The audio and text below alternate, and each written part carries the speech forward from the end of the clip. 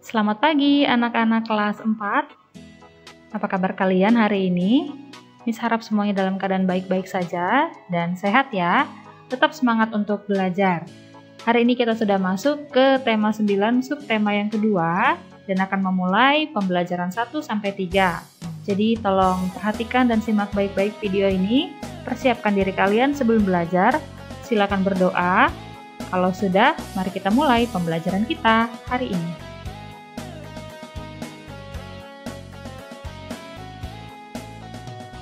Perhatikan gambar berikut. Ada sungai dan ada pohon.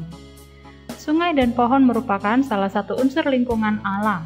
Sungai dan pohon memiliki banyak manfaat. Coba kalian sebutkan manfaat sungai dan pohon bagi manusia.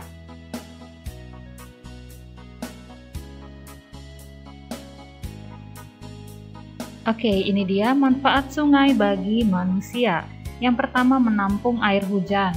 Jadi saat hujan turun, air tersebut tidak akan terbuang tetapi tertampung di sungai. Yang kedua, mengalirkan air dari hulu ke hilir.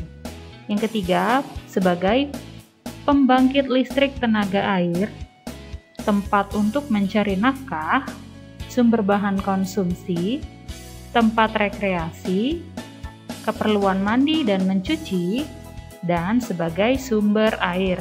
Nah, banyak sekali ya manfaat sungai yang bisa dirasakan oleh manusia. Oke, selanjutnya yaitu manfaat pohon bagi manusia. Yang pertama, berperan dalam menyediakan oksigen, berperan dalam mengendalikan siklus air, melindungi tanah dari bencana alam seperti tanah longsor, sebagai bahan baku untuk bangunan, dan tempat berteduh. Kalian masih ingat ya, kalau sumber daya alam itu ada yang dapat diperbaharui dan tidak dapat diperbaharui. Berikut ini adalah contoh sumber daya alam yang tidak dapat diperbaharui. Ini sudah buatkan tabel. Yang pertama, sumber daya bukan logam, sumber daya logam, dan sumber daya industri. Contoh sumber daya yang bukan logam yaitu gas alam, minyak bumi, batu bara, dan aspal. Untuk yang sumber daya logam, ada emas, perak, tembaga, dan platina. Dan yang terakhir, sumber daya industri, ada berlian, belerang, fosfat, dan gamping. Oke, tadi kita sudah bahas tentang contoh hasil sumber daya alam yang tidak dapat diperbaharui. Sekarang mari kita perhatikan contoh sumber daya alam yang dapat diperbaharui. Contohnya hasil pertanian, perkebunan, perikanan, hutan, dan hasil peternakan yang ada di berbagai daerah, termasuk juga di tempat tinggal kalian. Di sini juga Miss sudah buatkan tabel, mari kita perhatikan dan isi sama-sama ya. Yang pertama, di hasil pertanian dapat berupa padi, jagung, kacang kedelai, dan cabai.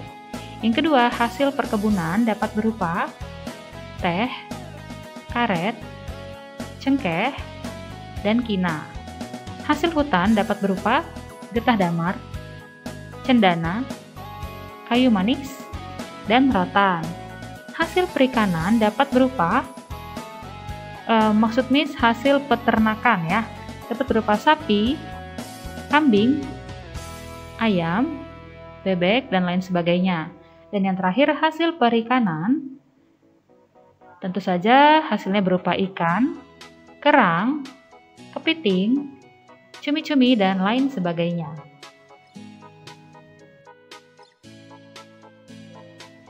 Tadi kita sudah memperhatikan bersama-sama tentang contoh hasil sumber daya alam yang tidak dapat diperbaharui dan dapat diperbaharui.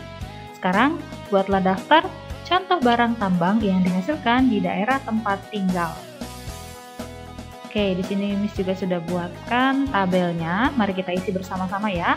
Kalian boleh isi juga di buku kalian masing-masing di tema 9.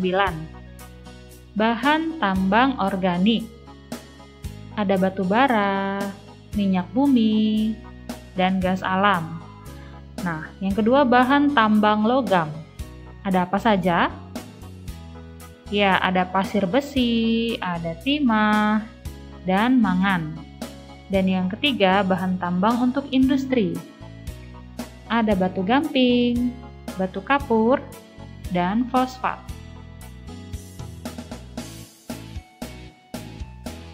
Persebaran sumber daya alam di Indonesia. Ya, karena Indonesia itu banyak sekali memiliki sumber daya alam dan semuanya itu tersebar dari Sabang sampai Merauke. Sumber daya alam dibedakan menjadi dua berdasarkan jenis bendanya, yaitu sumber daya alam hayati dan sumber daya alam hasil tambang. Berikut ini persebaran kedua jenis sumber daya tersebut di Indonesia.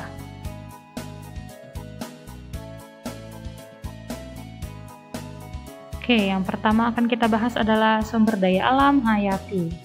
Sumber daya alam hayati terdiri atas sumber daya alam hewani dan nabati. Sumber daya alam hewani yang ada di Indonesia sangat beragam. Sumber daya alam tersebut ada di darat, laut, atau perairan. Perhatikan gambar berikut ini. Ini adalah peta Indonesia dengan persebaran sumber daya alam hewani yang ada di wilayah Indonesia. Kita lihat di situ ada pulau-pulau besar dari Sumatera sampai Papua. Ada Sumatera, Jawa, Kalimantan, Sulawesi, Papua, dan ribuan pulau-pulau kecil lainnya. Nah, sekarang kalian perhatikan di Pulau Sumatera, ada banyak hewan yang bisa kalian temui di Pulau Sumatera. Salah satu contohnya yaitu harimau Sumatera. Di Pulau Jawa, salah satu contohnya yaitu badak. Di Pulau Kalimantan, salah satu contohnya yaitu orang utan. Di Pulau Sulawesi, salah satu contohnya ada anoa. Di Pulau Papua ada cendrawasih, dan di Bali contohnya burung jalak Bali.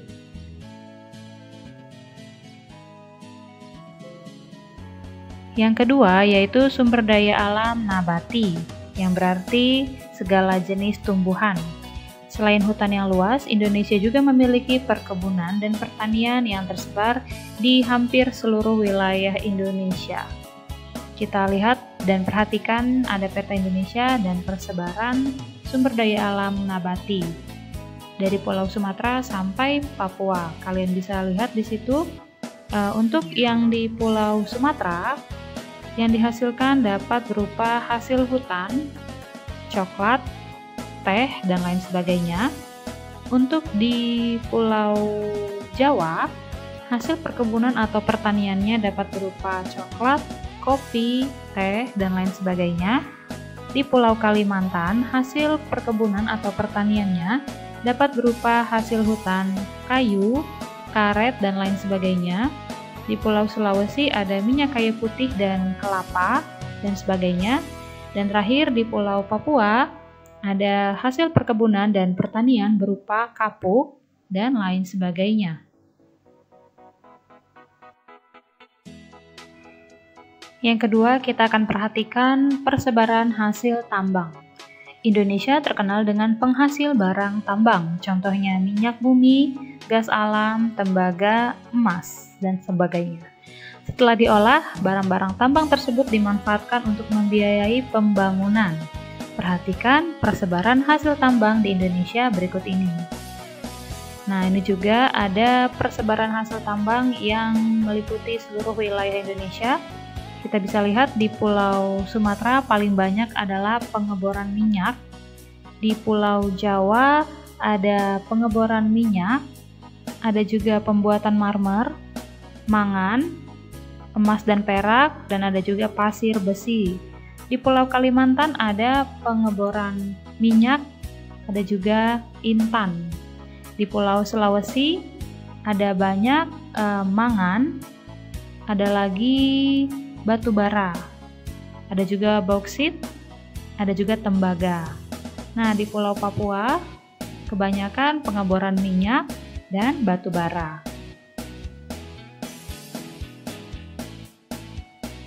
Minyak bumi. Minyak bumi adalah contoh salah satu barang tambang yang bisa dihasilkan di wilayah Indonesia ya. Minyak bumi diperoleh dari sumbernya yang berada di bagian kerak bumi. Proses pengambilannya dengan cara dibor. Beberapa daerah penghasil minyak bumi yang ada di Indonesia diantaranya di Pulau Jawa berada di Cepu atau Blora, Cirebon, Wonokromo. Di Pulau Sumatera ada di Sungai Gerong dan Dumai. Di Pulau Kalimantan ada di Pulau Tarakan dan Pulau Bunyu. Dan di Papua ada di daerah Sorong.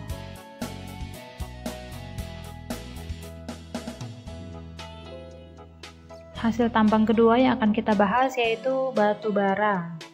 Sebagian batu bara terbentuk dari tumbuhan tropis yang tertimbun selama jutaan tahun. Proses pembentukan batu bara disebut dengan inkolet atau proses pengarangan, yang terbagi menjadi dua proses, yaitu proses biokimia dan proses metamorfosis. Berikut beberapa daerah tambang batu bara. Ada di Ombilin, dekat Sawalunto, dan di Bukit Asam, dekat Tanjung Enim.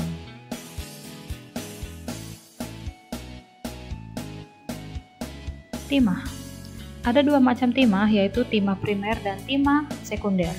Timah primer adalah timah yang mengendap pertama kali pada batuan granit. Timah sekunder adalah timah endapan yang sudah berpindah dari tempat asalnya akibat proses pelapukan atau korosi. Daerah penghasil timah adalah Pulau Bangka dan Belitung.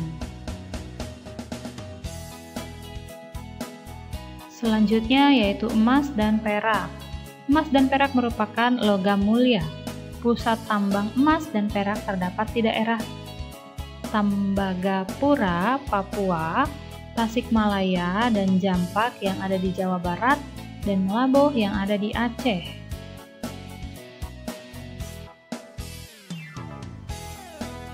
Beberapa sumber daya alam yang sudah kita bahas tadi ternyata digunakan sebagai modal untuk pembangunan bangsa kita. Sumber daya alam yang kita miliki, baik hayati maupun non-hayati, menjadi modal utama pembangunan. Selain dari pajak, modal utama pembangunan juga berasal dari penjualan sumber daya alam, misalnya bahan tambang dan hasil pertanian yang dijual atau diekspor ke negara lain. Dari situlah kita mendapatkan uang untuk membiayai pembangunan. Banyak sekali sumber daya alam yang dimanfaatkan untuk kegiatan ekonomi. Beberapa yang dimanfaatkan untuk kegiatan ekonomi misalnya pertanian, perkebunan, perikanan, peternakan, dan pertambangan.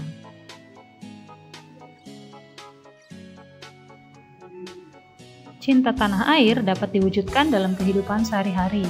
Salah satunya dengan pelaksanaan hak dan kewajiban secara seimbang. Berikut ini beberapa kewajiban dan hak warga negara.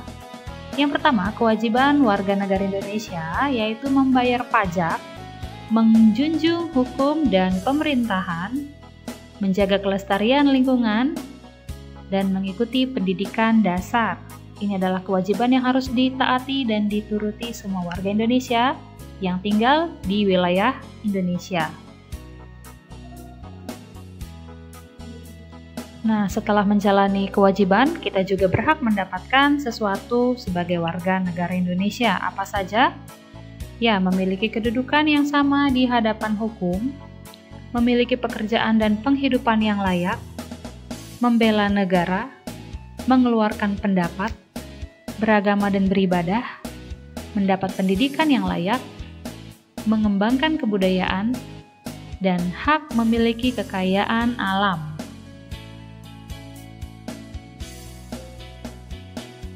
Banyak sumber energi di sekitar kita yang bisa kita rasakan dan kita pergunakan dengan baik. Di antaranya ada energi bunyi. Contohnya halilintar, gitar, klakson, dan lain sebagainya. Yang kedua, energi panas. Energi panas yang terbesar di bumi adalah energi panas matahari. Energi panas disebut juga sebagai energi kalor. Yang ketiga, energi listrik. Energi listrik banyak digunakan untuk kebutuhan rumah tangga. Energi ini bisa diganti ke energi lain seperti energi panas, energi bunyi, dan energi gerak.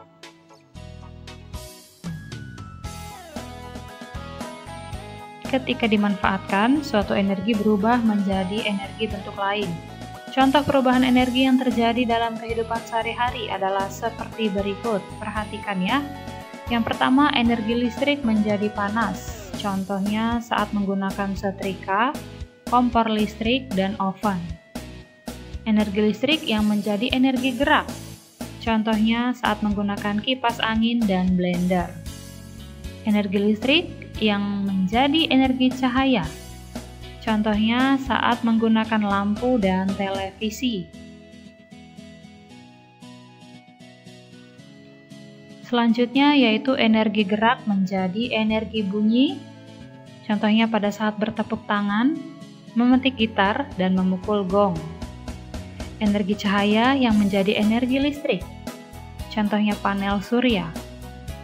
Dan energi gerak yang menjadi energi panas. Contohnya saat menggosokkan telapak tangan, berjalan kaki yang jauh, bermain perosotan, ban sepeda, dan aspal saat mengerem, dan membuat api menggunakan gesekan batu. Oke anak-anak, selesai sudah pembahasan kita hari ini. Terima kasih atas perhatian kalian. Tetap semangat belajar dari rumah, tetap jaga kesehatan. Kita akan bertemu di pembelajaran selanjutnya. Bye-bye.